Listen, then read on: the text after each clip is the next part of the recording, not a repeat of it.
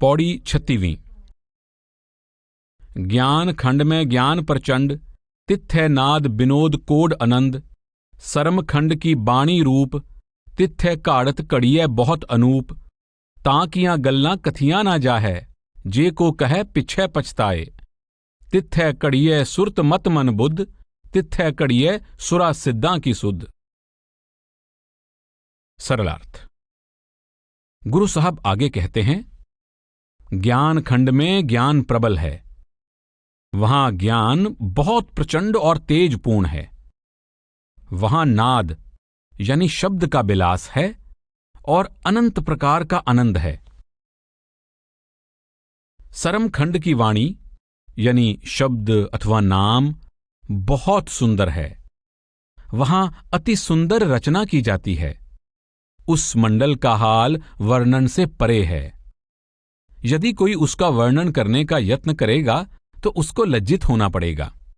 वहां सुरति यानी आत्मा, मति मन और बुद्धि बनाई जाती है और वहां देवताओं और सिद्धों वाली विवेक शक्ति बनाई जाती है।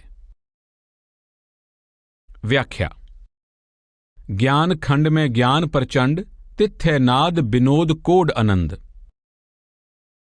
35वीं पौड़ी में शुरू हुआ ज्ञान खंड का वर्णन 36वीं पौड़ी में जारी रहता है। गुरु साहब कहते हैं कि ज्ञान खंड में आध्यात्मिक ज्ञान यानी शब्द का प्रकाश कहने सुनने से परे है।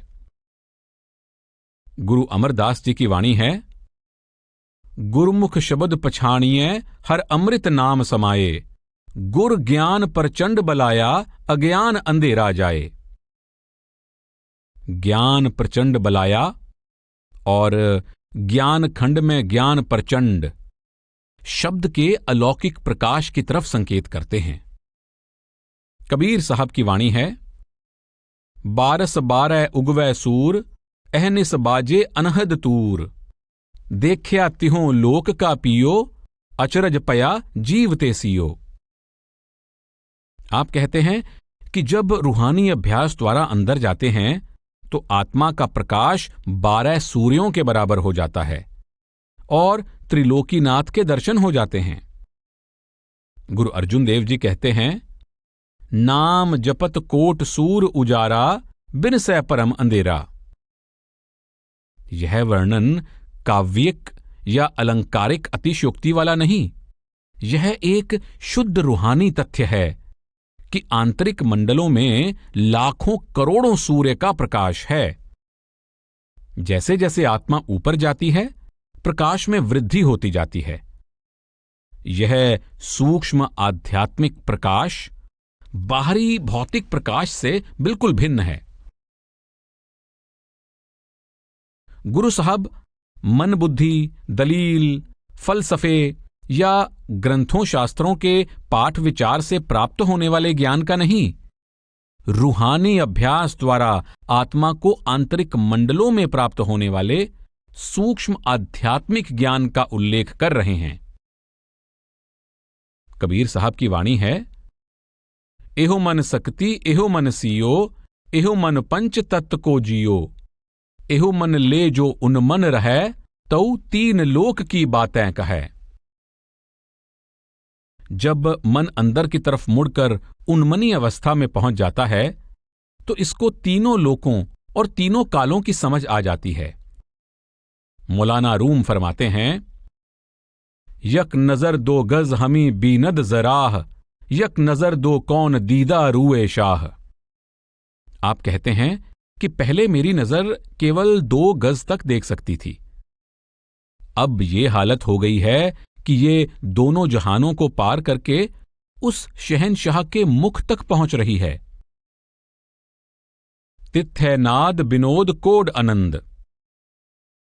आपने ज्ञान प्रचंड द्वारा शब्द के प्रकाश की ओर संकेत किया है और नाद द्वारा शब्द की ध्वनि की तरफ इशारा किया है। आप कहते हैं कि शब्द का प्रकाश और शब्द की आवाज उस मंडल में आश्चर्यजनक आनंद पैदा करते हैं। ज्ञान खंड, धर्म खंड, सरम खंड तथा सच खंड के वर्णन से पता चलता है कि पूर्ण संत इन मंडलों में प्राप्त जिस आनंद की तरफ संकेत करते हैं वह भौतिक या इंद्रिय नहीं, वह सूक्ष्म आत्मिक आनंद है जिसकी इस संसार की किसी वस्तु से तुलना कर सकना असंभव है। संत महात्मा ये नहीं कहते कि इंद्रियों के सुख थोड़े हैं और आत्मिक आनंद अधिक है।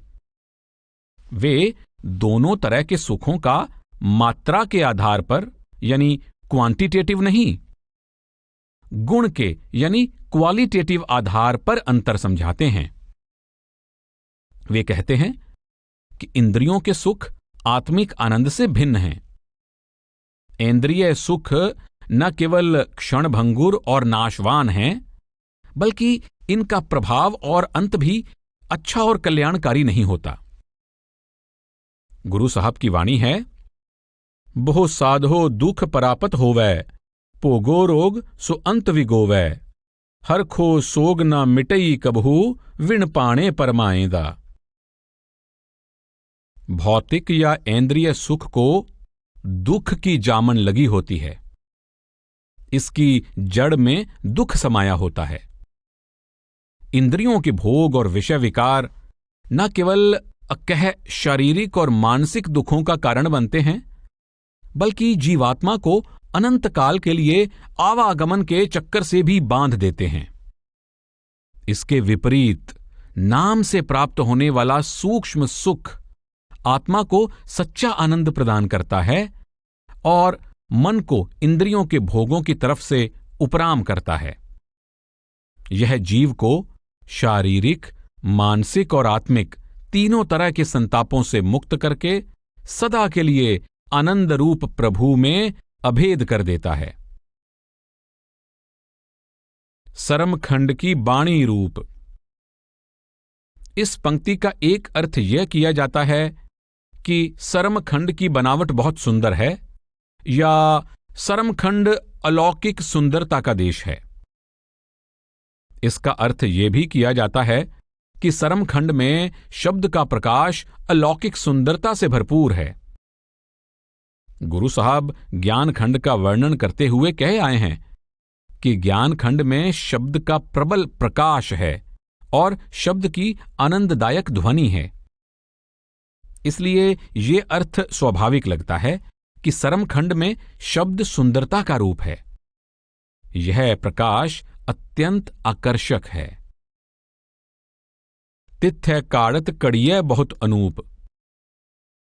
वहां पर जीवों की अद्भुत गढ़त गढ़ी जाती है। वहां पहुंचकर साधकों की अवस्था पूरी तरह बदल जाती है और उनके अंदर अनेक नैतिक और आध्यात्मिक गुण आ जाते हैं।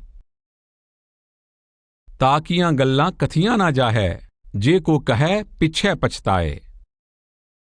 उस मंडल का और वहां पहुंच चुकी रूहों की सुंदरता का वर्णन कर सकना असंभव है। अगर कोई सरमखंड और वहां पहुंच चुकी आत्माओं की अवस्था का वर्णन करने का यत्न करेगा तो उसे पछताना पड़ेगा, क्योंकि वह अवस्था बयान से बाहर है। तिथ्य कड़िय सुरत मत मन बुद्ध, तिथ्य कड़िय सुरा सिद्धा की सुध।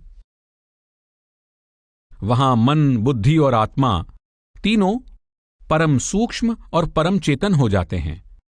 मन पूरी तरह से निर्मल हो जाता है और आत्मा मन माया तथा कर्मों संस्कारों के पर्दे उतारकर अपना शुद्ध आत्मिक स्वरूप प्राप्त कर लेती है। वहां पहुंचने वाले जीवों में देवताओं और सिद्ध पुरुषों वाले गुण पैदा हो जाते हैं।